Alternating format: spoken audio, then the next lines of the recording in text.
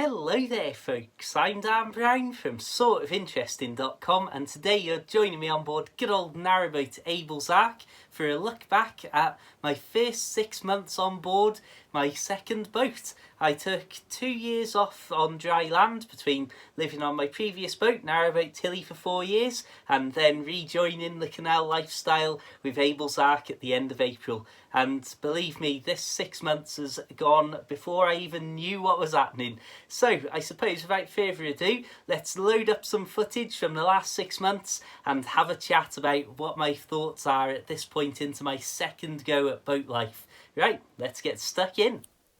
As we are currently looking at the actual moving process, taking my furniture from the flat and fetching it out to the boat, I suppose I will start with a very brief recap of the last few years of my life, I suppose. But I want this video to mainly be about actually sharing my thoughts and feelings on settling back into boat life and the different phases that it's gone through over this first 6 month period.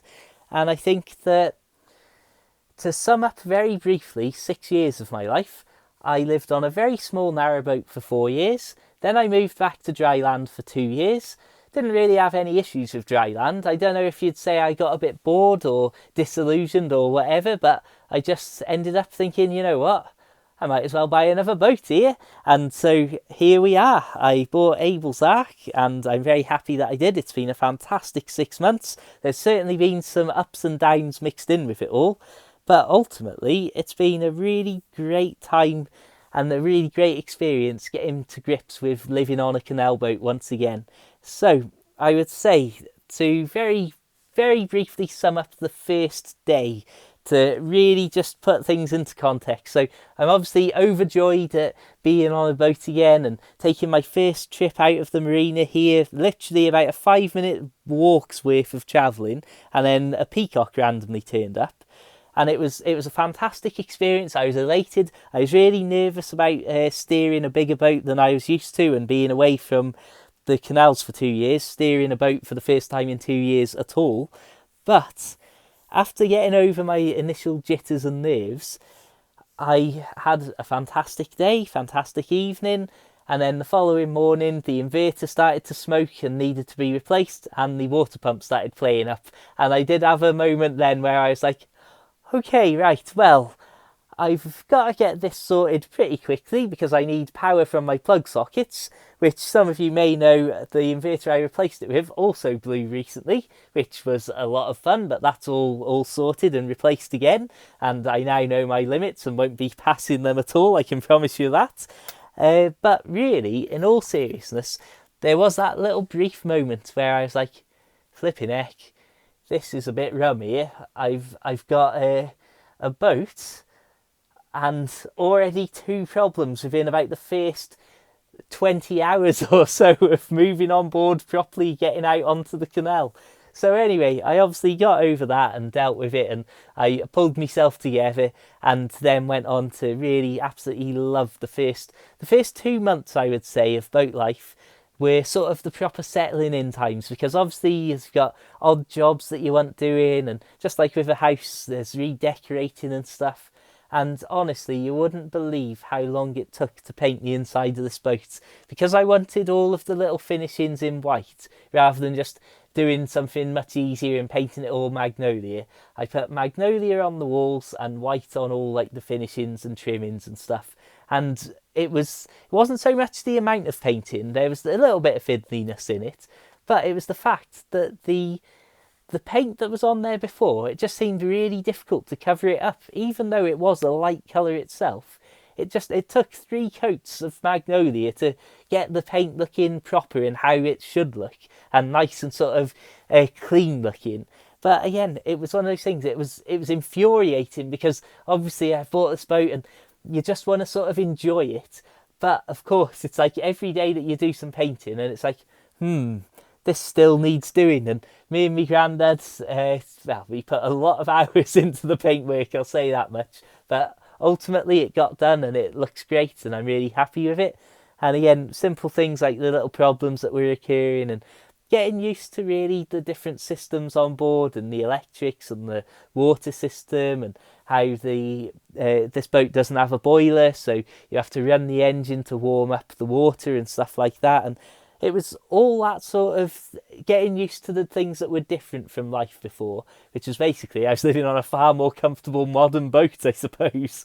But after that initial period, and as these little jobs started getting sorted and that, it was like almost a sense of relief, but also it was spurring me on to try and get more and more of the jobs done quicker, because it's like, right, that's done, what's next. And I think the more that I'd stacked up on the done pile, the more the to-do list was getting to me, because it's like, oh right, that can be done.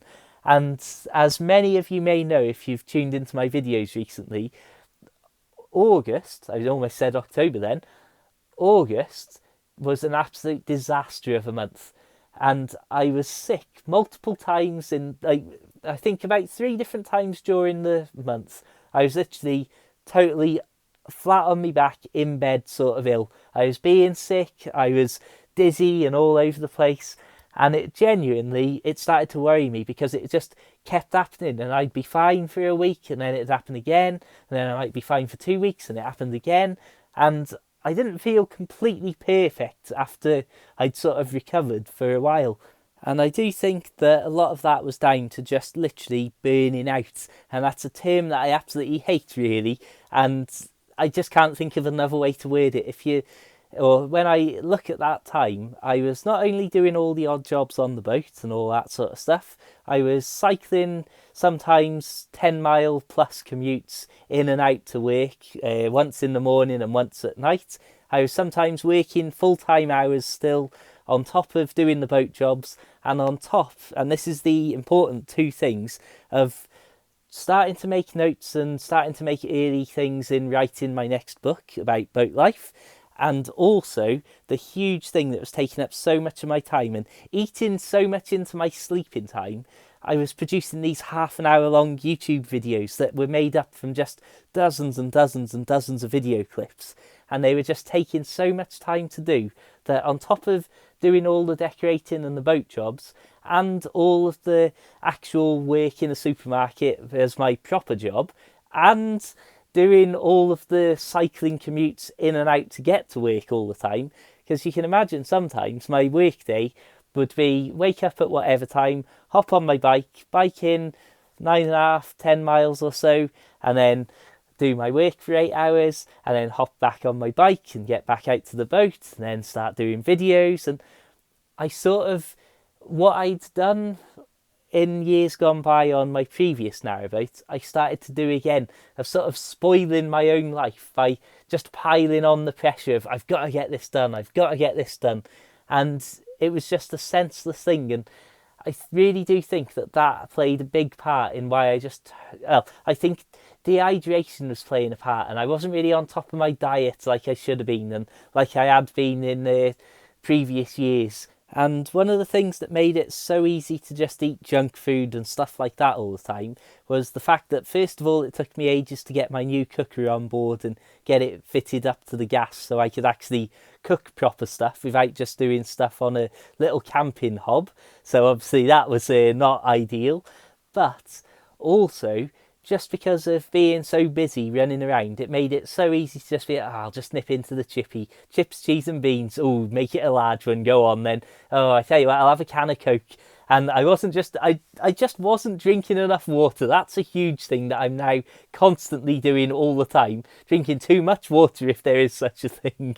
But August absolutely stopped dead all of the progress on everything that I was doing. I think even I don't know if I went a couple of weeks without even posting a video on YouTube.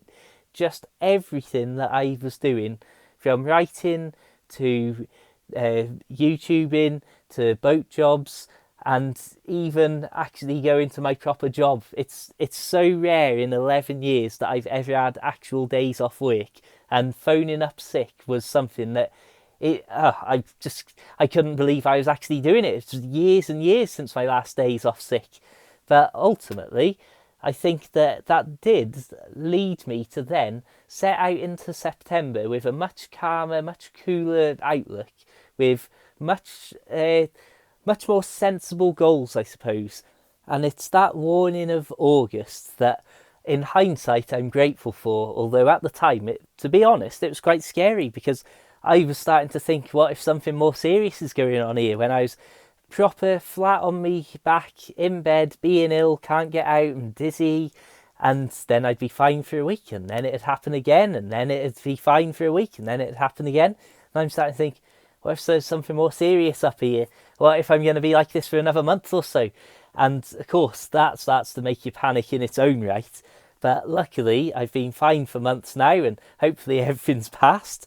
But taking that warning and then relaxing and having that reminder, I suppose, of hang on, you're not coming to boat life to live a more stressful, busier, more hectic life than when you were living on dry land. That's the exact opposite reason that I'm sort of drawn to boat life, I suppose.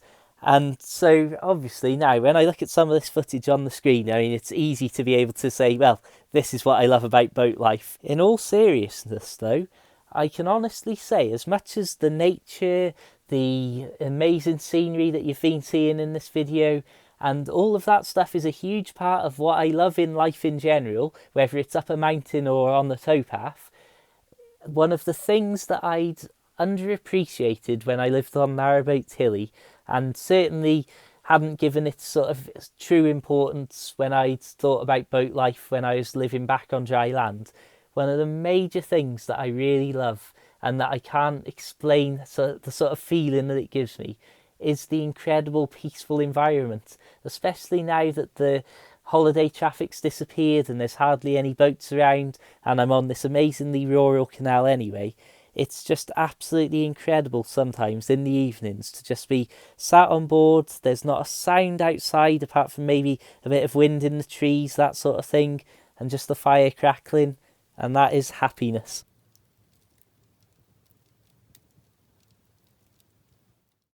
Thank you very much for tuning in, my friends. I hope you've enjoyed that. It's certainly been an interesting time, and I'm looking forward to getting through this first winter on board and seeing how that goes and what things I learn from this experience coming up, and then doing it all over again next year.